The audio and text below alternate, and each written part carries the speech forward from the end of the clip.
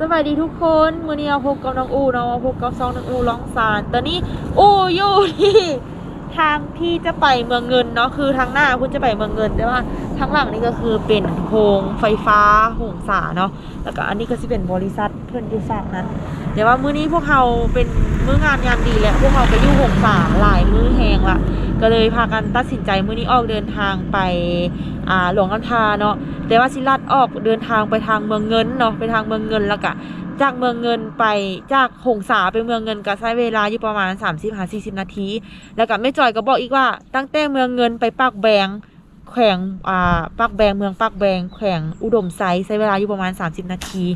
วันนี้เราก็มากับส้มเซี่ยวเนาะนี่อันนี้ก็คือต้วยย่อยเนาะ ทุกคนต้วยบอกขี่รถออกมาต้วยว่าต้วยใจวิวใจวิวมาตลอดคิดฮอดบ่มันเป็นยังไงแบบโหมันจังไงวะเขาเอิ้นน่ะบอกบ่ถึงนะใจวิวบ่มันเขาเอิ้นแบบอยู่นี่จนนั่นน่ะจนซินสิว่าซินบ่แล้วก็แบบลึงเคยแบบมีความสัมพันธ์ที่ดีอยู่นะแล้วก็สุดท้ายก็สิได้ไปแล้วมันก็รู้สึกใจบ่ดีปานใดเฮ้ยบางทีก็อยากให้เอาเลยให้เถอะ ตอนนี้เป็นเวลาประมาณ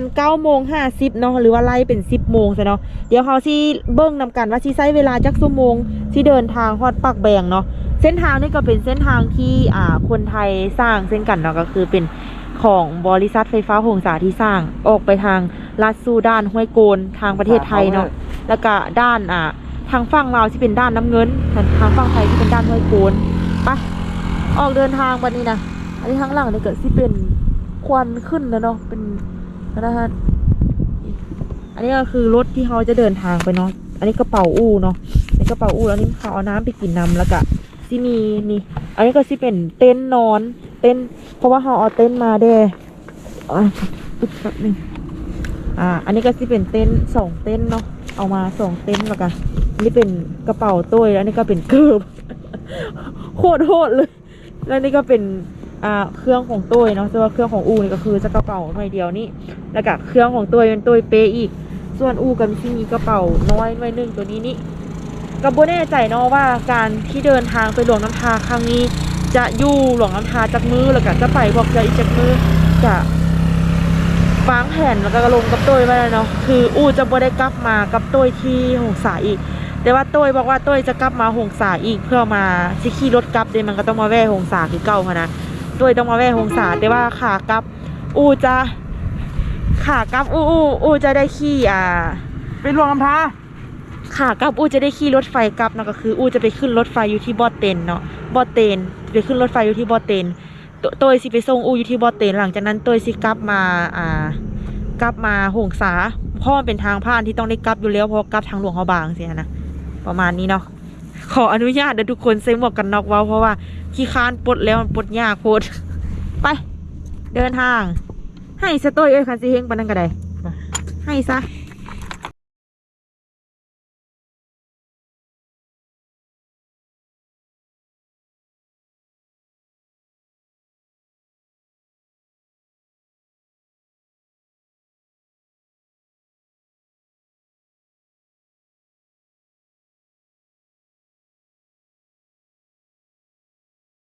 ตอนนี้เราฮอดเมืองเงินแล้วเนาะเส้นทางโตนั้นกะทางไปหน้าก็สิไปด้านห้วยโกนหรือไปด้านน้ำเงินเนาะอันนี้เลี้ยวขวามันนี่ก็สิไปเมืองเข้าไปในตัวเมืองเงินซึ่งเขาสิเข้าไปตัวเมืองเงินแล้วก็ออกไปเลยเลยตัวแมนเบิ้งข้างหน้าจะมีทุ่งลาวแล้วก็ไทยพร้อมแมนอันนี้ที่มีทุ่งลาวแล้วก็ทุ่งไทยพร้อมโครงการก็สร้างเมืองเงินปากแบงโอ้โหอันนี้ก็เป็นเส้นทางอันนั้นตัวนี้นะคนไทยสร้างให้คือกันเจ้าของโครงการกระทรวงโยธาธิการและอย่างก็ท่าแรงอย่างก็อ่านบ่ได้และขนส่งสปป.ลาวเจ้าของโครงการ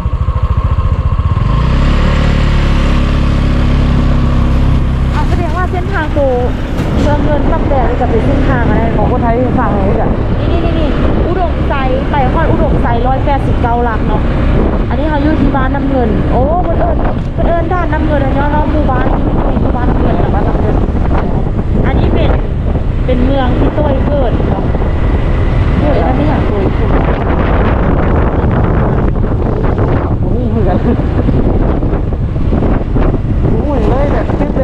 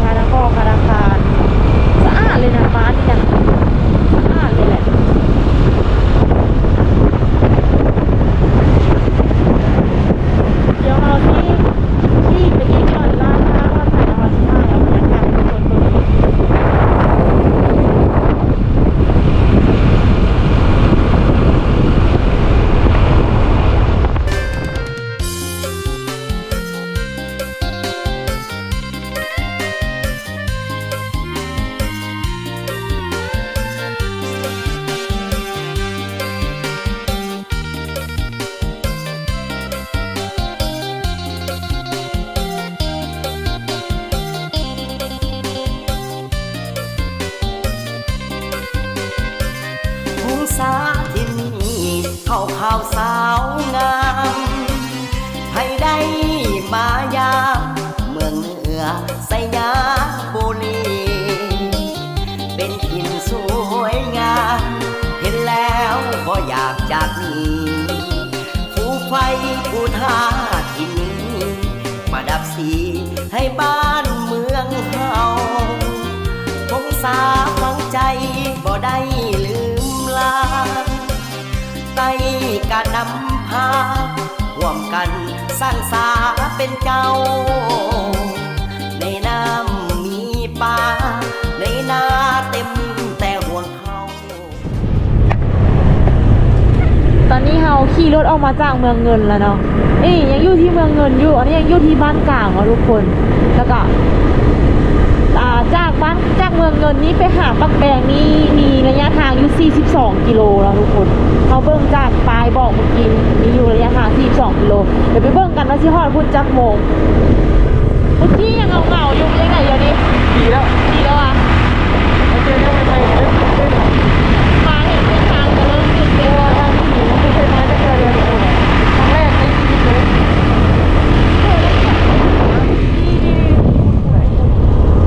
โอ้นายจะขาดส่งใช่ส่ง อย่างว่าคือขาวๆหมดเลย นายเดทให้ เบิ่งบ่ออกเลยเพราะน่าจะเป็นไห่เนาะ เดินขึ้นเลยทุกคนเอ้ยนี่แหละ คืนแล้ว เดินทางของแท้แล้วมาดิ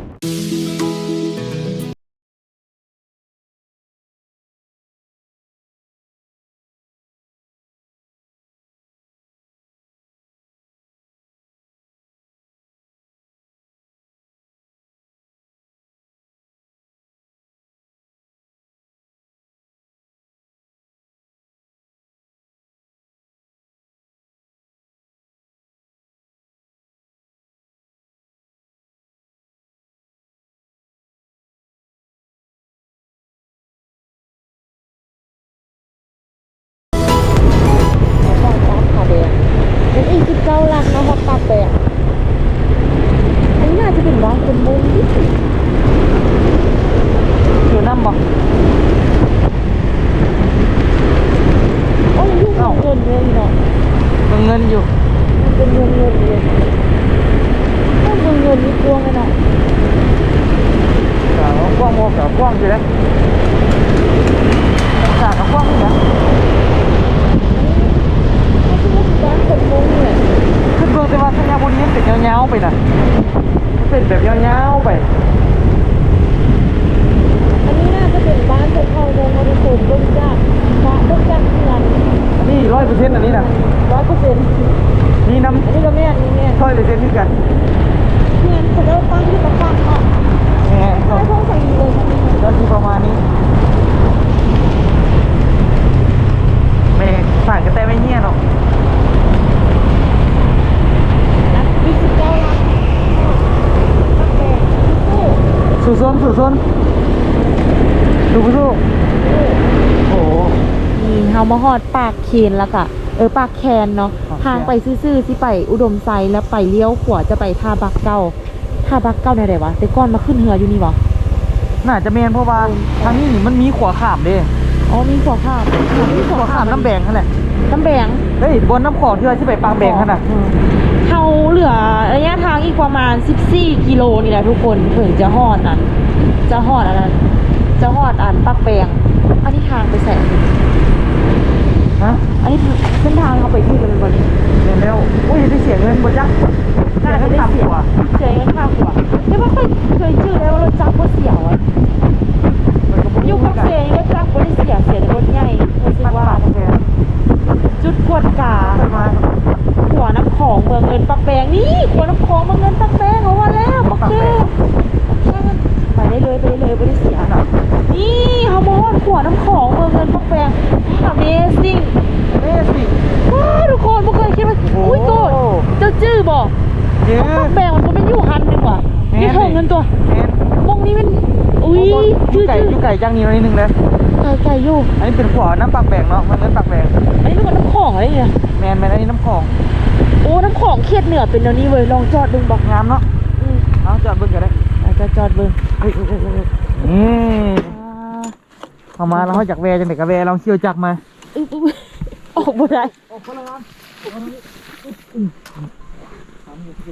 นี่ทุกคนเบิ่งน้ำของอยู่ทางภาคเหนืออยู่ อันนี้มันไปทางนี้กะสิเป็นบ้านปากแคนเนาะยังเป็นเมืองเงินสินี่มาข้ามแม่นแล้วนี่ก็ปักแบงข้ามนี่ก็สิน่าจะเป็นปักแบงอะเลี้ยวโอ้ปักแบงเลี้ยวขวาปักแบงเลี้ยวขวาไปทางนี้นี่เมืองน้ำของ อันนี้ไหลลงแสดงว่าทางใต้อยู่ทางพุ่นอันนี้เขายังอยู่เหนือนี่พักเลยสุดแล้วนี่เฮาพากันมาแต่เฮามาบุฮอดสุดแล้วนี่มาบุฮอดนี้เหลืออีกน้อยเดียวก็ฮอดละนี่โอ้เป็นของทางพุ่นก็สิไปปักแบงเนาะเดี๋ยวเราไปเจอกันอยู่ปักแบงทุกคนนี่ทุกคนแต่ก่อนเส้นทางตัวนี้จะเป็นเส้นทางที่เขาเจ้าขี่รถมาขึ้นบักอยู่นี่เนาะหรือว่าภาษาไทยเอิ้นแพภาษาลาวจะเอิ้นบักละสิไปข้ามน้ำอยู่หั่นแล้วก็นั้นก็จะน่าจะเป็นทางรถขึ้นฮะแพก็มีเงินบ่ แม่นแต่ว่าแพมันสิเป็นน้อยๆพี่ว่าเอาไม้ไผ่เอาหยังเฮ็ดหั่น แต่ว่าคนไทยบักเขาเอิ้นแพได้ตัวเพิ่นคอมเมนต์อยู่ในซองค่อย ก็น่าจะแม่นที่บ่เนาะ เอิ้นคนละวัน ภาษาก็ต่างกันนี่ แต่ว่าแพในความหมายของเขาก็คือเป็นแพน้อยๆที่ล่องหั่น แม่น แต่ถ้าเอารถข้ามหรือว่าอันนั้นข้ามเขาเอิ้นบักบ้านเฮา แม่ นะ นบัก นี่ หรือว่าอีกทีนึงก็เล็กไหล เพราะว่าเล็กมันไหลตามน้ำเป็นเส้นทางนี่มานี่ปากแบงก็สิไปทางพุ่นเลยเนาะปากแบงเนาะนี่สุดแล้วนี่เฮาบ่ฮอดพี่น้องเฮาฮอดตั้งแต่ปากแบงพุ่นบ้านมาสุดนี้ก็คือ จะมาฮอดเลยฮ่าเฮาได้ก็ผีบ้าเนาะมาลองอย่างอยู่นี่ก็ ยอด ก็ฮู้สึกก็มาอยู่อย่างนี้ ฟินดีเลยฟินดี ข้างนี้เนาะ แม่น โอ้ซื้ สำ อ ห มา รับบ่นี่ ข้างดี เป็นบ่อนโฮมมีตูบนี่อยาก ทุกคน แบะขนาด ตุ้ยเฮาขี่รถจักรไปนั่งถ่ายรูปบ่กันบ่ เอาวะ นี่ไปบ่โอเคเลยเด้ ไปก็ได้ แต่ก็อันตรายแต่ว่ามีคนนี่แต่ว่าไปถ่ายรูปมองนั่นก็ได้นะ นี่ นี่มอง ไป นี่ จอดบ่ทันบ่ได้หั่น เขาต้องในย่างจอด ไป ไว้ หยัง นี่ เขาไปจอดเขาไปถ่ายอยู่บ่อนนั้นก็ได้อูบ่อนนั้นปากแบงนะมันติดเลยนี่ โอเคไป ไปบ่อนเก่าที่ว่าบ่อนที่ว่าต้องการแถลงข่าววัฒนธรรมนะ ไปโกเป็นก่อนนะ ตอนนี้เอาฮอดปักแปงแล้วนะทุกคน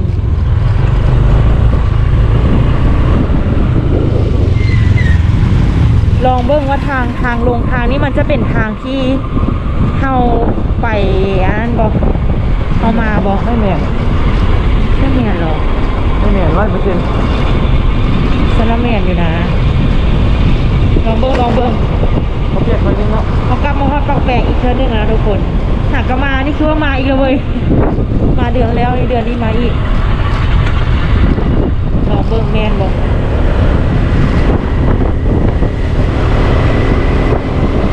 มันก็รอบ่ทันการท่าน นั่นแหละคิดว่าน่ะพี่น้องที่ซ้อนโอกาสท่านลองเบิ่งซ้อนบอก ก็เลย โอ้โหนี่แม่แท้ๆได้บ่วะ แม่นจะบ่ แม่บอกคือเลยเนาะโอเคไม่แม่นะทุกคนนะ ต้องงามอยู่ แล้วก็มาเขายังไม่ได้มาในมงนี้ บ่ได้มาเนี่ย ไม่ได้มาเนี่ย สบายดีรู้เรื่องราวของมันเฮ้ยแม่นแล้วอู นี่เมนเร็วนี่อูบอกเลยว่ามันมองนี้อูกับไอคิวกับจันมาตอนนั้นกับตุ้ยมาตอนนั้นอู้หูเนี่ย ออกก็ออกเขามองนี่ นี่คืนเด็กแค่สิมองนี้เมื่อกี้นี่มันโบเมียนเคยบ้านอ่ะพนันกันบอกเปลี่ยนภูมิไวขนาดนี่แหละนี่ใส่ตัวเยอะเป็น คุณ นั้น น่ะแต่ก็ว่าคันซีแมนมันก็ออกมาบ่นี่ เห็นบ่ น้ำนี่กินบ่ เฮามาฮอดมองเก่า น้ำสโล เขาบ่อยาก เดี๋ยวจะมากิน นี่เฮามาฮอดมองเก่าที่เฮาเคยมาตอนนั้นนี่ฮอดแล้วเมืองปากแบง นี่ไอ้คิวกัน นี่วิดีโอคอลเลยนี่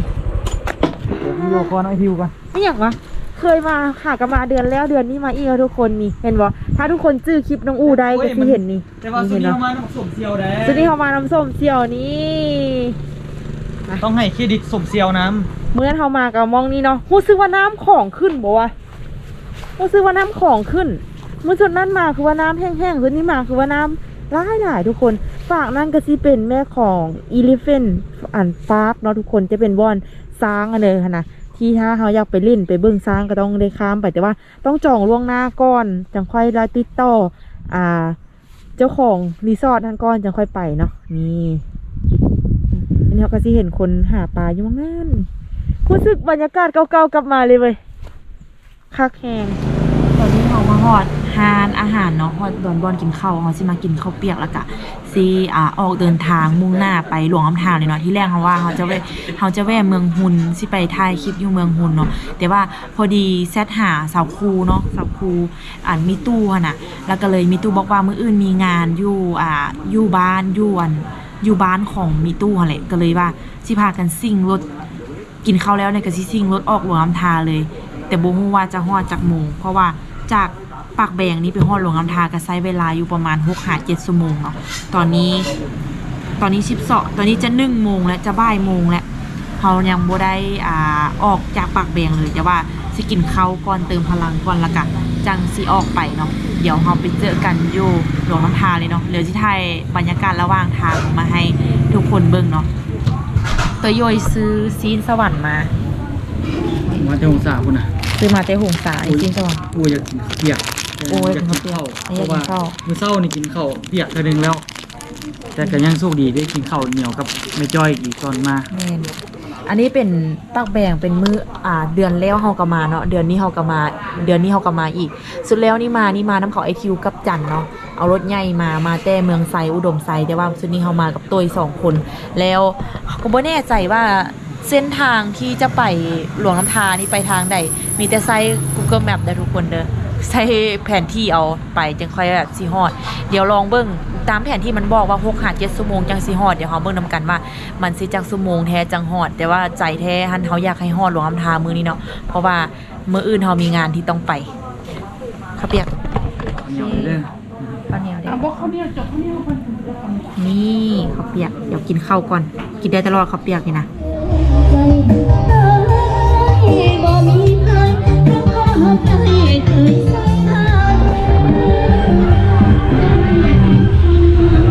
เป็นตะห่วมเนาะเขาขี่รถมาทุกคนเขามาเจองานดอกซึ่งก็เป็นตะห่วมอีกประมาณตอนนี้เขากำลังจะออกจากแปลงแล้วน่าจะกลายเป็นแปลงเข้าสู่ตายเลยนะคะเขาอาจจะไม่ได้แม่ทางเมืองคุณแล้วก็ไม่ได้แม่ทางเมืองไทยออกของทางบางเดียวเลยนะเพราะว่า